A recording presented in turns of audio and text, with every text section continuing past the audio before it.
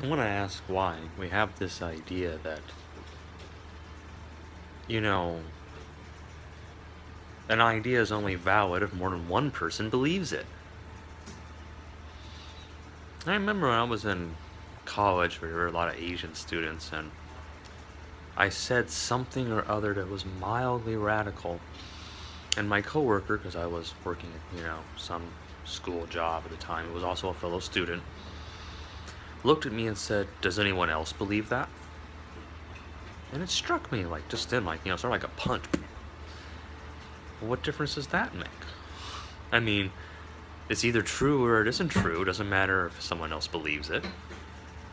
But truth often does seem to be who and how many people believe it. Isn't that interesting?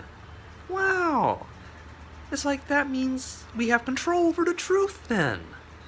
Which means there's absolutely no reason for injustice at all. Wow.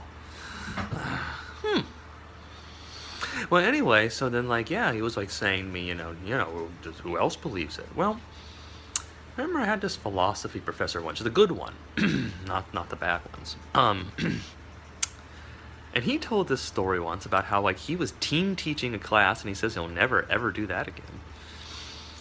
Where he was he was teaching with someone else. I remember talking about this philosopher, and this philosopher happened to have a very gloomy outlook on life. Now I don't remember his name at the moment, but basically he said that human beings look at each other as strangers. They look upon each other with fear, and when they look at one another, the first thing they see is a potential enemy.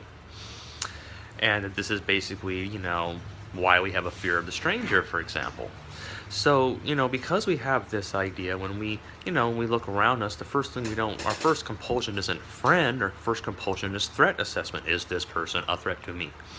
And that's the only rational way, and would be in fitting with the primitive, set of the mind, especially if we're going to view life as sometimes, not so safe. So he puts this out there, and then the other professor jumps up, in front of all the students in this. I've seen this sometimes.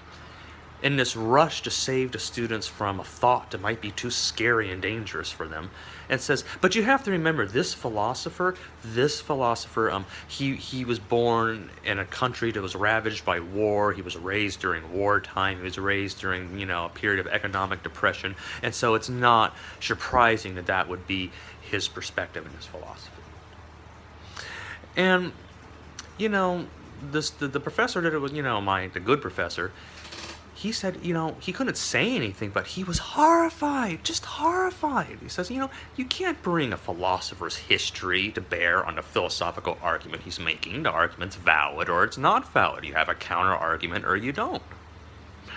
And, if you're going to start getting into, Descartes had really long hair. We can't take him seriously. Did you ever see pictures of Descartes? He had that way long hair. Can't take him seriously because he had long hair. Everyone knows that if you're an academic, you have nice, cropped hair. You see, and it's basically the same thing when you start talking about, he was raised, and that's like sort of saying, like Dostoevsky, who wrote The Brothers Karamazov. Well, he was sort of strung out because he was Russian. That's why he wrote all those classic stories like Crime and Punishment to just go on for forever and ever. It's because his mind was fucked because he was Russian. So you see, that's why you can't just say, he had a really tough life, and that's why he believed X. Because then that just means that, Jesus had a really tough life, and that's why he believed X. Okay? So, that doesn't make any sense. That's why we have to go by what they say, not by how they lived or who we thought they were. They said X, and now that's the one thing we do know for sure, because they said it, and now we see it.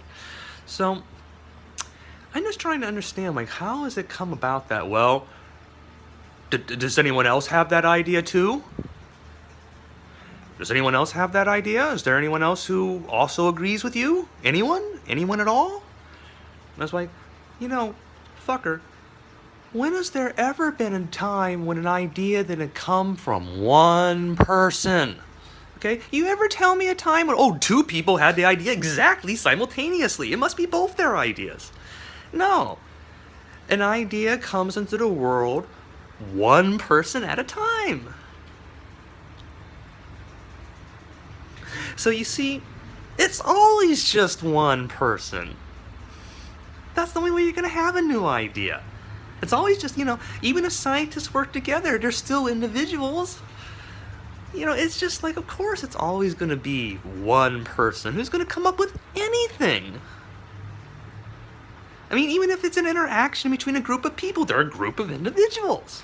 So yes, it's always going to be just one person. I remember just one time, I was living with this boarding house with this crotchety old landlady. And there was this very narrow path that led into the yard where I exercised. And they had this tree, and over time this tree grew this branch that branched over and over into the arch, this narrow little path that you had to get into the yard. And so one day I said, hey, can I cut off this tree limb here? It's in my way. And she turned around and actually said to me, you really think we should cut this whole tree just because it gets in your way? I was like, yeah. Otherwise, why do we have a yard at all? And that's the kind of thinking I get.